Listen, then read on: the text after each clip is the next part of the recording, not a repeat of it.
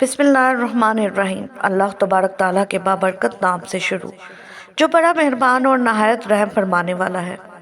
अस्सलाम वालेकुम रहमतुल्लाहि बरकात।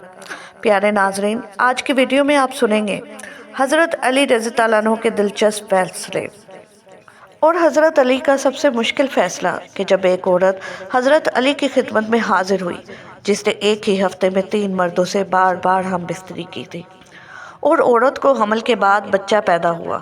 अब 3 आदमी हज़रत अली के पास हाजिर हुए और तीनों ने ही बच्चा पैदा होने वाले बच्चे का बाप होने का दावा किया। मुशरिकीन हंसने लगे कि आज अली से फैसला ना हो पाएगा।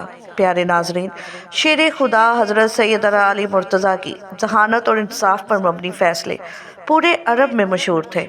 इसीलिए मुसलमानों के अलावा दीगर मज़ाहब के लोग भी अपने तस्फिया तलब मसाइल के हल के लिए हज़रत अली रज़ी ताला अन्हु से रुजू किया करते थे।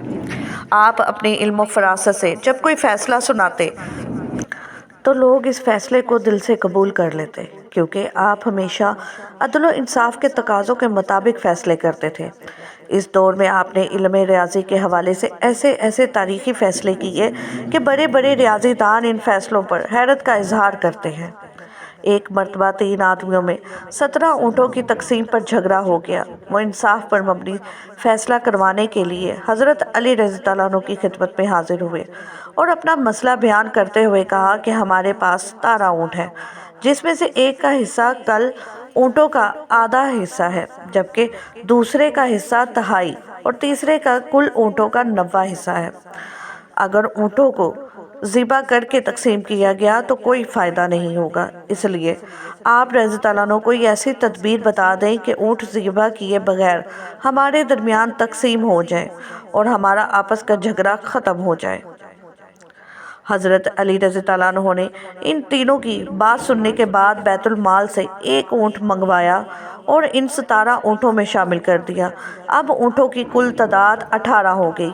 आपने बताए गए हिस्सों के मुताबिक ऊँटों की तकसीम शुरू कर दी। आपने पहले शख्स जिसका हिस्सा तमाम ऊँटों में आधा था, इसे 18 ऊँटों के आधे ऊँट यानी 9 ऊँट दे दिए। इसके बाद आपने दूसरे शख्स जिसका हिस्सा तिहाई बनता था, इसे 18 ऊँटों का तिहाई यानी 6 ऊँट दे दिए।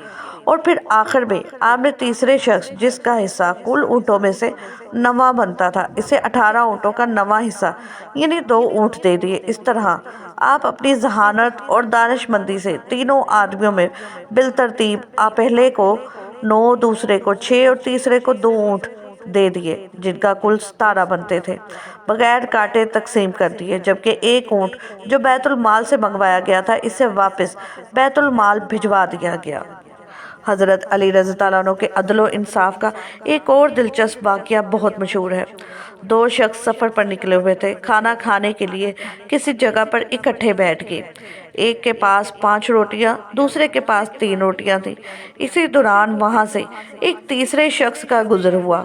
दोनों ने इस तीसरे शख्स को अपने साथ बिठा लिया और मिलकर रोटियां खाने लगे। खाने के बाद तीसरा शख्स वहां से जाते हुए दोनों को रोटी की कीमत के तौर पर 8 दरहम दे गया। अब इन दोनों में 8 दरहम की तकसीम पर झगड़ा शुरू हो गया। जिसके पास 5 रोटियां थी, इसका कहना था कि रोटी के हिसाब से इसके 5 दरहम और दूसरे के 3 दरहम बनते हैं, जबकि दूसरा जिसके पास 3 रोटियां थी वो 8 दरहम बराबर तकसीम करने पर बज़िद था।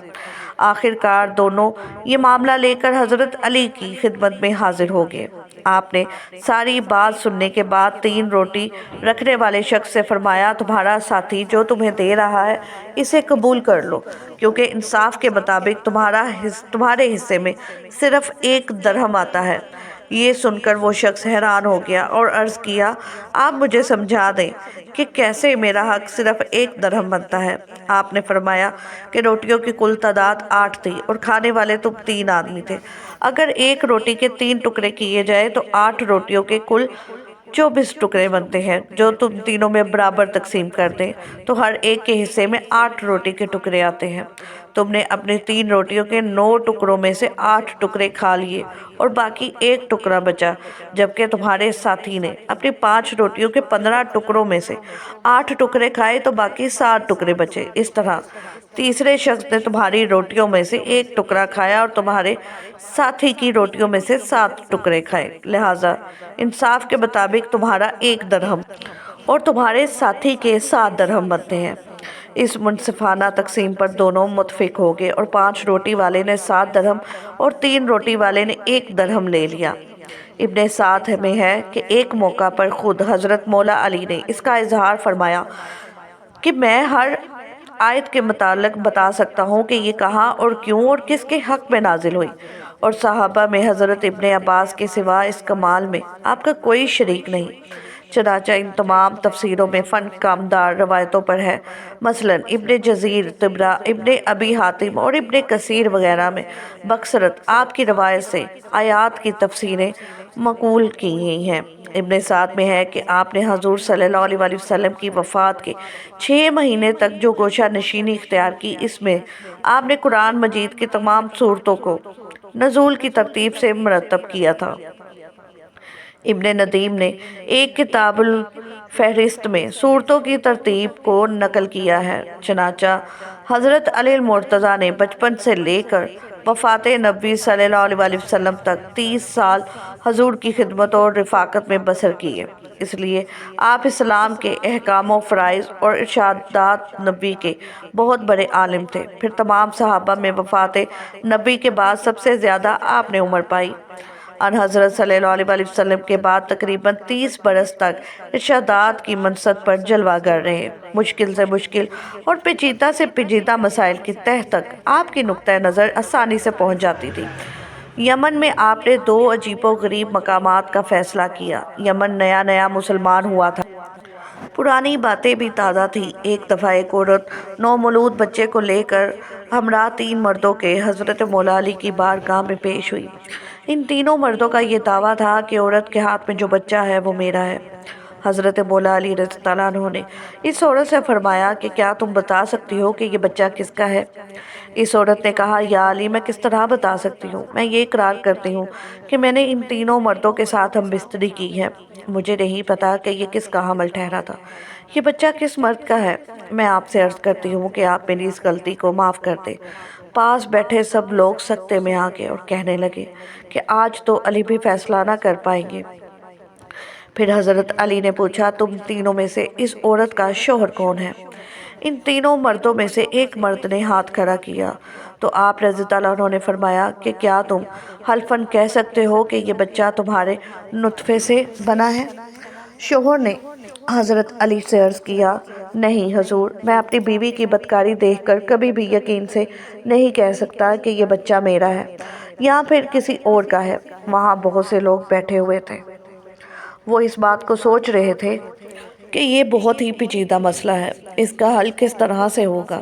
وہاں مشرکین بھی بے شمار جمع تھے۔ مشرکین کہنے لگے کہ آج حضرت علی کوئی فیصلہ نہیں کر پائیں گے۔ حضرت علی رضی اللہ عنہ کچھ دیر تک چپ رہے۔ اس کے بعد حضرت علی نے قرعہ ڈالا اور فرمایا کہ اب میں قرعہ ڈالتا ہوں، جس کے نام پر قرعہ نکلے گا بچہ اس کا ہوگا۔ حضرت علی رضی اللہ عنہ نے 3 ٹکڑے کاغذ کے لیے اور تینوں پر ایک ایک مرد کا نام لکھ دیا، پھر اس کو چھپا کر سامنے کیا گیا۔ ایسا کئی بار کیا گیا، جب بھی قرعہ نکلتا ایک ہی مرد کے نام کا نکلتا۔ اس مرد کو اس لڑکے کا باپ تصور کیا گیا۔ لڑکے کو غلام سمجھ کر اس کی قیمت لگائی گئی اور قیمت کے 3 حصے کیے گئے۔ جس کے حصے میں قرعہ نکلا تھا، اس شخص سے اس قیمت کے 2 حصے وصول کر کے باقی دونوں مردوں کو دے دیے گئے۔ جب یہ بات حضرت محمد صلی اللہ علیہ وسلم تک پہنچی تو حضرت محمد صلی اللہ علیہ وسلم نے بھی فرمایا کہ اگر یہ مسئلہ میرے پاس آتا تو میں بھی اس مسئلے کا حل اسی طرح کرتا جس طرح علی نے فیصلہ کیا ہے۔ ایک روایت میں اس طرح سے بیان کیا گیا ہے کہ حضرت عمر فاروق کے زمانے میں قدامہ بن مظعون نے شراب پی تو حضرت عمر نے ان پر حد جاری کرنے کا حکم دیا۔ قدامہ نے کہا کہ مجھ پر کوئی حد نہیں ہے، کیونکہ اللہ کا فرمان ہے کہ ایمان لانے والوں اور عمل کرنے والوں پر کوئی حرج نہیں ہے۔ جو کچھ انہوں نے کھایا پیا میں مہاجرین اولین اور مہاجرین بدر سے ہوں۔ جب عمر فاروق نے فرمایا کہ تم نے درست کہا ہے، اس لیے قدامہ کو بغیر کسی سزا کے رہا کر دیا گیا، اس پر کوئی حد جاری نہ کی گئی۔ یہ بات جب حضرت مولا علی کو پتہ چلی تو وہ حضرت عمر کے پاس آئے۔ حضرت مولا علی نے حضرت عمر کو کہا کہ قدامہ پر کوئی حد جاری کیوں نہیں کی گئی، قدامہ کو رہا کیوں کیا؟ حضرت عمر نے سارا ماجرا سنایا۔ حضرت علی رضی اللہ عنہ نے کہا قدامہ اس آیت کا اہل نہیں ہے۔ وہ قدامہ جو حرام کی راہ پر چل کر اور حرام کا مرتب ہو، اس بات میں تو کوئی شک نہیں ہے کہ یہ شخص خدا اور رسول پر ایمان لایا اور نیک کام بھی کیے، البتہ یہ لوگ خدا کی حرام کردہ چیزوں کو حلال نہیں کر سکتے۔ پس قدامہ جو الفاظ کہہ چکا ہے اس کو توبہ کرنی چاہیے۔ حضرت علی رضی اللہ عنہ نے فرمایا کہ اگر یہ قدامہ توبہ کرتا ہے تو اس پر حد جاری کی جائے، اگر قدامہ توبہ نہ کرے تو اس کو قتل کر دیا جائے، کیونکہ وہ ملت اسلام سے خارج ہو گیا ہے۔ حضرت عمر سمجھ گئے تھے کہ قدامہ کو چھوڑ کر غلطی کی ہے اور قدامہ کو کہا کہ تم توبہ کرو۔ قدامہ یہ بات اچھے طریقے سے سمجھ گیا تھا کہ میرے بارے میں شرعی سزا کیا ہے۔ قدامہ نے توبہ کی تو اس کی قتل کی سزا تو معاف ہو گئی، تو اب قدامہ پر حد کا مسئلہ باقی تھا۔ حضرت عمر نے حضرت علی سے پوچھا کہ آپ مشورہ دیجئے کہ قدامہ پر کس طرح حد جاری کرنی چاہیے۔ حضرت علی رضی اللہ عنہ نے فرمایا کہ قدامہ کو 80 کوڑے مارے جائیں، کیونکہ جو بھی شرابی نشہ کرتا ہے تو وہ مست ہو کر بہکی بہکی باتیں کرنا شروع کر دیتا ہے۔